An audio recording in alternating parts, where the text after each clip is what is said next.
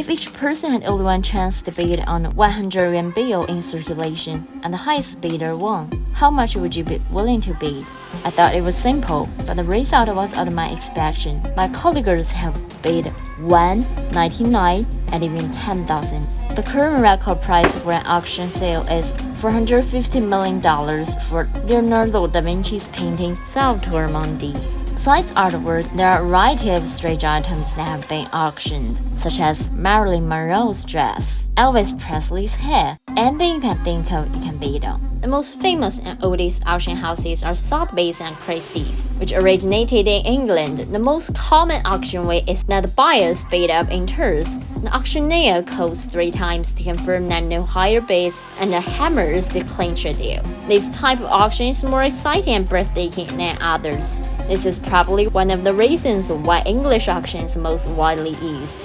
Every auction is announced before it begins, and the information about items can be found in the published auction catalog, such as its past and current valuation. If you think looking at the catalog is not enough, you can go to previews to play it, but it's not a full market yet. In 2004, at a preview exhibition at Hanhai Auction in Beijing, a visitor found accidentally broken 18th century porcelain vase. The insurance company paid $1.2 million and took Fang to court for compensation over 1.33 million yuan in total.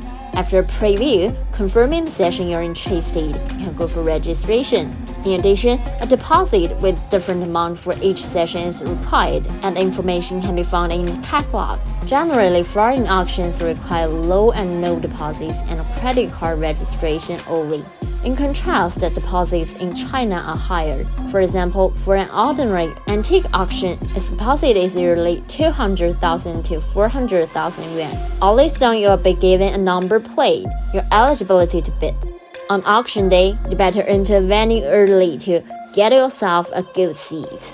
Sitting in the front, for example, you can raise your bid in small auctions or gesture to bid without being noticed by competitors. While sitting in the back, you can observe your competitors' movements. At the auction at Sotheby's in 2017, a man arrived late and had no place to sit, and had to stand at the back. And then he bid $65 million to buy a teapot. Netizens joke that the real rich know who sit, but who arrive late and stand to bid. Besides the fat cats coming in person, there are people on both sides of the venue who bid while making phone calls. The auction staffs communicating with the mystery buyers by phone and calling bids for them with the buyer's written authorization. Some of these mystery buyers are because lacking of time. Some are because of their social identity. They may be public figures or well-known collectors who stay behind to avoid being beat up on purpose. Some are to avoid attention as the lost are too famous.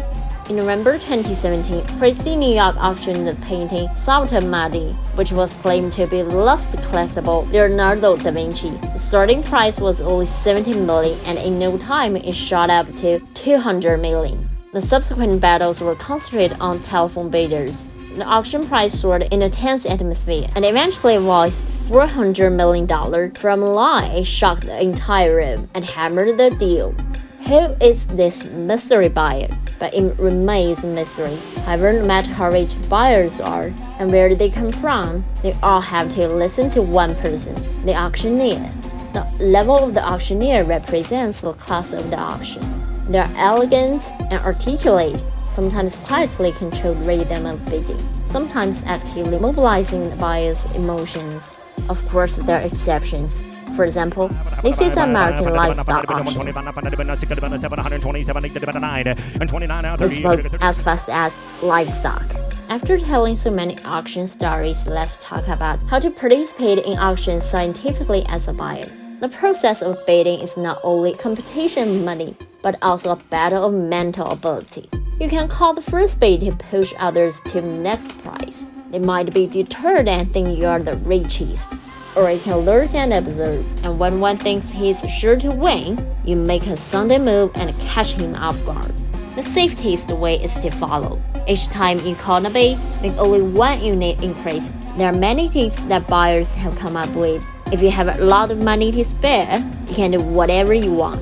The moment the auctioneer drops the hammer, it means the deal is done. The auctioneer will write down your number and the staff will hand you a confirmation of sale. Then you'll go check out, payment, and pick up.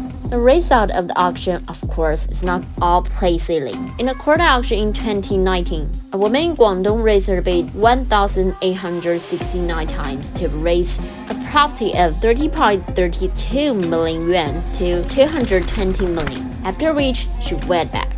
According to the auction law, she is liable for breach of contract and civil compensation. She was sentenced to a fine of 100,000 yuan, 15 days of judicial detention, and a non-refundable deposit of 7.5 million yuan. What is more regrettable than a repentant auction is getting a fake. In 2005, a woman paid 2.53 million for a painting by Wu Guanzhong, which was identified as a fake by Wu himself in 2008, because according to auction law, as long as the auction house has not guaranteed that the item is genuine, it's not liable. It should keep the evidence, communicate with the auction house, and negotiate a solution. Returning to the opening question, if each person had only one chance to bid on 100, how much would you be willing to bid? It's not a complicated question because it has a clear real value, which is 100, so it's reasonable to bid no more than 100. The safest is to bid 100. No loss, no gain, but you have a chance to own it.